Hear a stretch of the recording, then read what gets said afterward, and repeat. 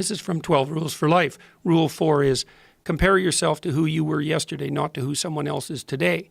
Yes. Because you need to have a hierarchy of improvement. You need to be aiming for something. And that means you're going to be lesser than people who've already attained along that dimension. Yes. And that can give rise to envy. So the question is, who should you defeat in the final analysis? And the answer is you should defeat your former self. You should be constantly trying to do that. And you're the right control for yourself too, because you're the one who's had all your advantages and disadvantages.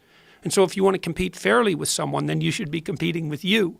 And it is the case, and this is what we were talking about too with regards to the self-improvement of the fighter, is, well, if you're improving yourself, then what you are doing is competing with your lesser self. And then you might also ask, well, what is that lesser self? And that lesser self would be resentful and bitter and aggressive and vengeance-seeking and all of those things that go along with having a negative moral character. And those are things that interfere with your ability to progress as you move forward through life.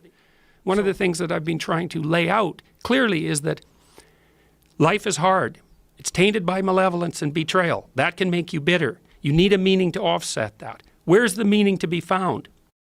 Not in rights, not in impulsive pleasure, but in responsibility. You take responsibility for yourself, so you take care of yourself.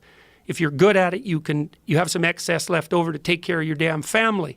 If you're good at both of those, then you have some excess left over to take care of your community. Those are heavy burdens. You pick up the burdens. You find that's meaningful. The best way to pick up the burden is to continually improve yourself. And that's where the meaning is to be found. And so that meaning is in the continual self-transcendence. That's letting your old self die and the new self be reborn. That's another thing you keep saying, aim low enough, have a low enough bar. Why do you mean that? Well, let's say you've got a kid and you want the kid to improve. You don't set them a bar that's so high that it's impossible for them to attain it. You take a look at the kid and you think, okay, this kid's got this range of skill. Here's a challenge we can throw at him or her that exceeds their current level of skill, but gives them a reasonable probability of success. And so, like, I'm saying it tongue-in-cheek to some degree, you know, it's like, but I'm doing it as an aid to humility. It's like, well, I don't know how to start improving my life. Someone might say that. And I would say, well, you're not aiming low enough.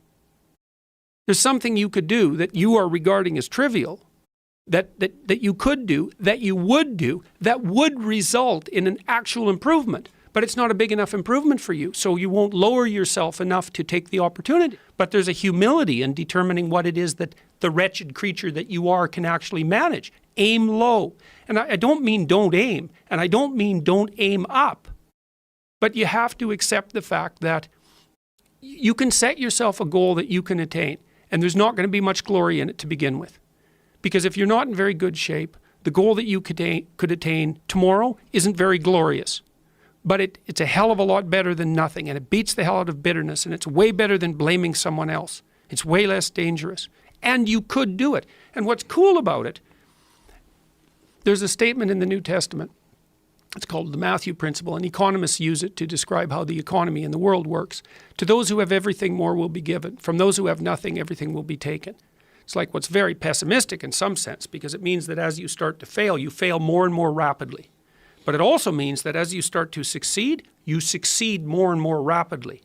And so you take an incremental step and, well, now you can lift 55 pounds instead of 52.5 pounds. You think, well, what the hell's that? It's like, it's one step on a very long journey.